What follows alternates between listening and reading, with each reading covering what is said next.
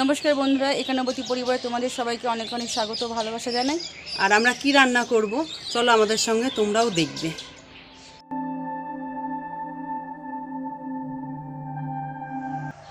আজ তোমাদের করে দেখাবো মোচার ঘন্ট। মোচার ঘন্টটা এটা আমি আমার ঠাকুমার কাছে শিখেছি, খুব পুরনো একটা পদ্ধতি। এইভাবে মোচার ঘন্টটা করলে খেতেও খুব সুন্দর হয়।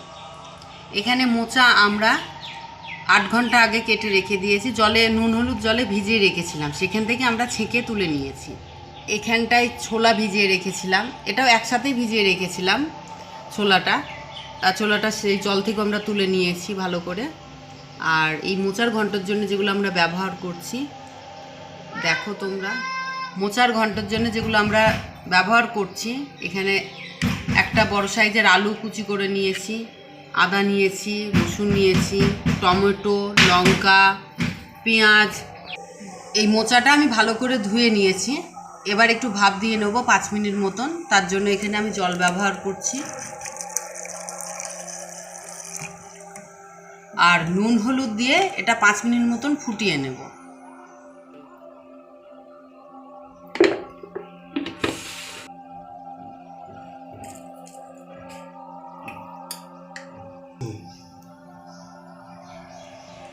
এখানে মোচার ঘন্টর জন্য হাফ চামচ মতন জিরে ব্যবহার করেছি, একটা শুকনো লঙ্কা দিচ্ছি,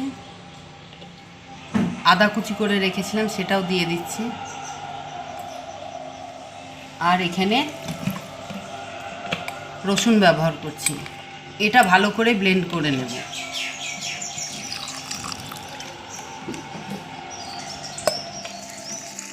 মোচাটা দেখো সেদ্ধ হয়ে গেছে, এবার আমি নামিয়ে ভালো করে ধুয়ে নেব।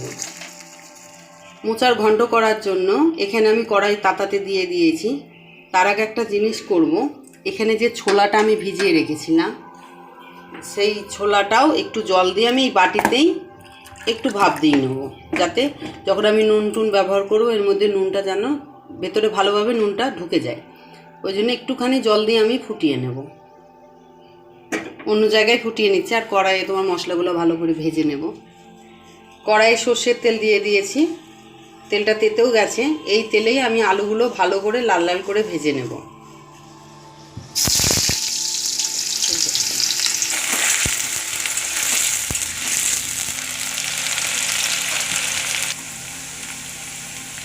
আলুর মধ্যে আমি অল্প পরিমাণ লবণ দেব,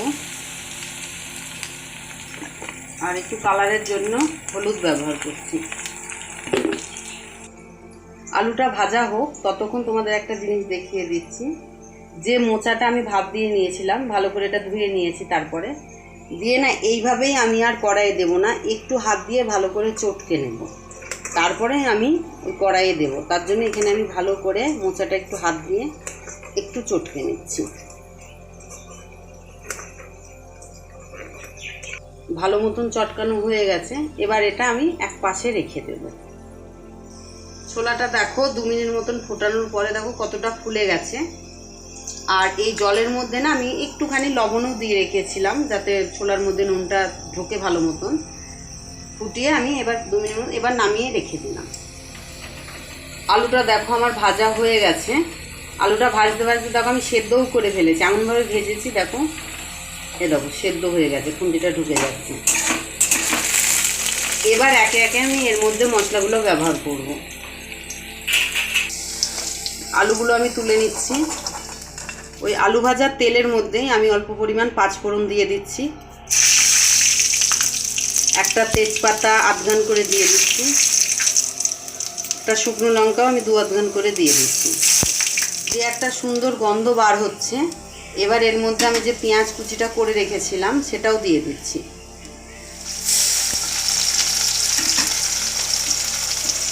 চেরা লঙ্কাগুলো এর মধ্যে দিয়ে দিচ্ছি। এবার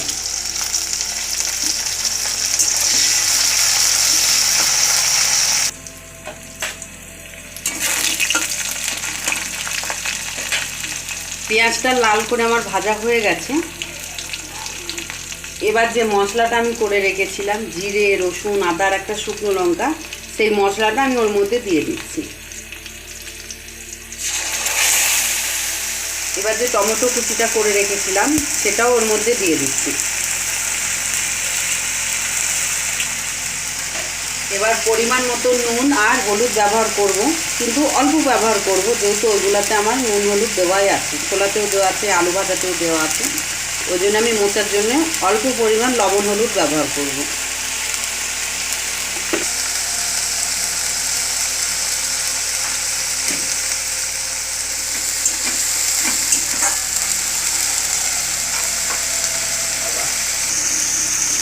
মশলা দিয়ে তেল ছেড়ে গেছে, ছোলাটা রেখে দিয়েছিলাম ভাপ দিয়ে, সেই ছোলাটা দিয়ে দেব।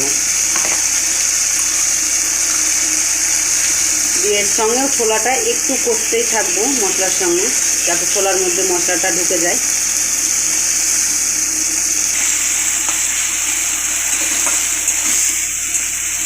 তিরিশ সেকেন্ড মতো নাড়ার পরে এবার মোচাটা এর মধ্যে দিয়ে দেবো।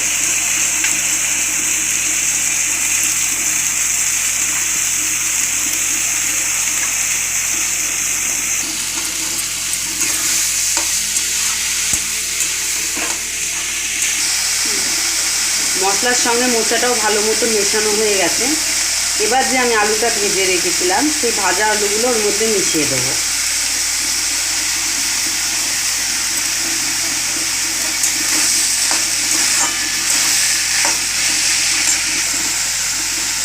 এবার স্বাদ আনার জন্য অল্প পরিমাণ চিনি দিয়ে দিচ্ছি।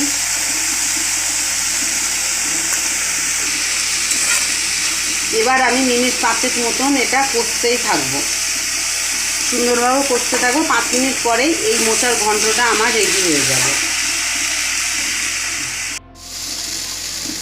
মোচার ঘন্ট আমার রেডি, আমি এখন নামাবো।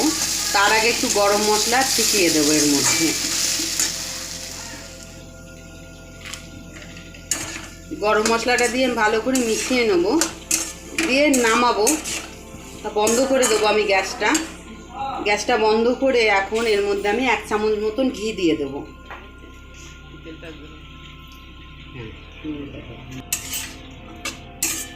এবার আর একটা জিনিস তোমাদের বলে দিচ্ছি, যারা একটু মাখা পছন্দ করো, আমার ঠাকমাকে দেখেছি অনেক সময় এই কষার পরে হালকা করে জল দিয়ে সামান্য একটুখানি চালের গুঁড়ো কিংবা ময়দা দিয়ে মিশিয়ে ভালো করে একটা মাখা মাখা ভাব করেও নামাতো।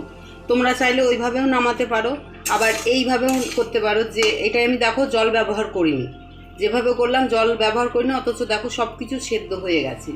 কারণ আগে থেকে আমার একটু সেদ্ধ করে নেওয়া হয়েছিল, ওই জন্য কষতে কষতে সবই সেদ্ধ হয়ে গেছে, আলু টালু সব সুন্দরভাবে সেদ্ধ হয়ে গেছে। এবার আমার